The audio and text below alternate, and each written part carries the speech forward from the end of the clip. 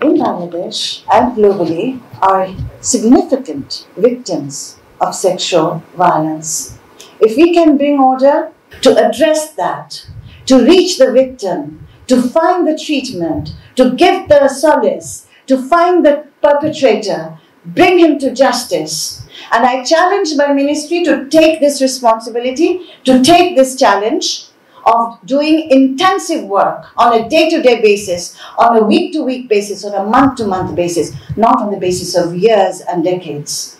I urge you all to please join us to turn not only Bangladesh a safer place for our next generation, but to make the world, the planet, a better place. Ladies and gentlemen, I've been given a long speech, but I think I should make it short. As my colleagues have already stated, we want to see a reinforcement, revision of what we have done so far. How have we done it? And where did we go, and where were we inadequate? A movement that began 30 years ago did bring some changes, did bring governments to make certain reforms, did bring some laws to be enacted. And yet, why we are so short of our goals? Why is it? To me, the 16 days activities raises more questions than gives you answers or gives you stories of grand success. I would like to take this opportunity to say, we as a global community, we in Bangladesh, we must re-strategize.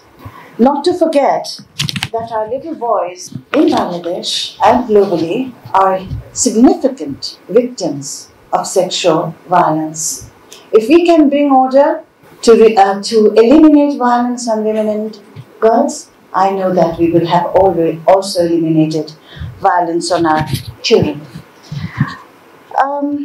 So what is it that we want to do differently? I wouldn't say differently because at the end of the day, we've held rallies, we will hold rallies again. But let me be a little skeptical about rallies. I love rallies, it's colorful, it brings people together. But somehow it's not enough. And it makes a big noise. I speak from the experience in my own country, makes a big noise. And in one way, it makes you think, but what happens after the rally? Why does it all dissipate into nothingness? So what is it that we're not doing? I think what we're not doing is focusing on certain aspects of this movement and the continuous, from the rally into a dialogue, into a continuous discussion that ranges from the center to the grassroots have to be rolled out. We need round-the-clock, very intensive monitoring. And as a result of that, I've said this, and my colleagues have also shared this with you, I want to emphasize the need for day-to-day monitoring on violence, moment-to-moment monitoring on violence, and moment-to-moment readiness to act upon that, to address that, to reach the victim, to find the treatment, to give the solace, to find the perpetrator, bring him to justice. I say him because more than 60% of violence on women are by he's. What do? We have to find them.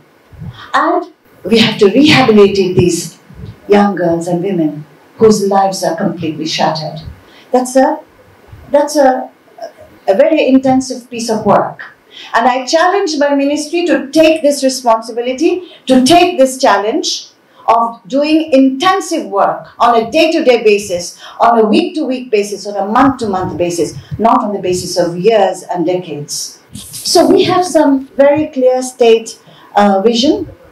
Professor Dr. Muhammad Yunus if there's one thing that he has inspired us in, his social business, which is a reform in the aggressive global capitalist system, where we dream of a civilization based on not on hatred and wars, where we dream of a civilization based on love, bonding, and peace. Bangladesh makes its commitment. This government makes its commitment, and I welcome you all. I invite you all. I urge you all to please join us to turn not only Bangladesh a safer place for our next generation, but to make the world, the planet, a better place. And we can say at the end, when we leave this world, when our generation leaves, we can say we cared for this planet. Our children will say, you are a generation that cared for the planet. Thank you very much.